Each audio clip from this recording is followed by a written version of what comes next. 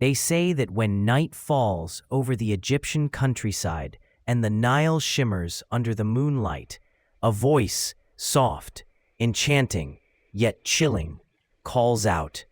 A voice so mesmerizing that no man can resist, but those who follow it never return. This is the legend of El Naddaha. Story begins, the first encounter. Ahmed, a young farmer, lived in a quiet village along the banks of the Nile. He had heard the stories since childhood, but like many others, he laughed them off. A spirit that calls men to their doom? It sounded like an old wives' tale. One evening, as he walked home from the fields, he noticed an eerie silence hanging over the village. A strange fog hovered over the river, and then he heard it. A woman's voice, soft and hypnotic, calling his name.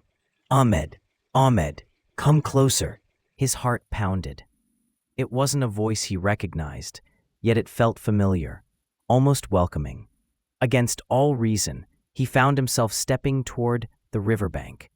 He strained his eyes through the mist, and there, standing by the water, was the most beautiful woman he had ever seen.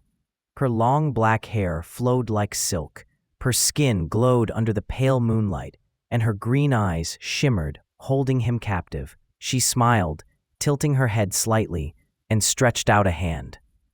Ahmed took another step forward when suddenly a rough hand grabbed his shoulder. It was his friend Omar, an elderly fisherman. Ahmed, don't move, Omar hissed, his face pale. It's her, El Naddaha. The beautiful woman's face twisted instantly. Her emerald eyes darkened, her soft features turned gaunt, and her lips parted, revealing sharp, inhuman teeth. With a scream that echoed across the river, she vanished into the mist. Ahmed gasped, stumbling backward, his mind reeling.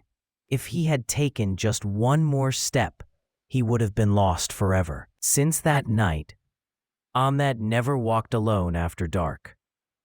He warned others, but some laughed, just as he once had. And soon enough, whispers spread of young men disappearing near the Nile, their names forever lost in the night air. Even today, villagers claim that on quiet nights, when the wind is still and the river is calm, you can hear her voice, calling, waiting for the next soul to answer. Do you believe in El Naddaha, or is it just an old legend? Tell us in the comments. But whatever you do, if you hear a voice calling your name near the river, don't look back.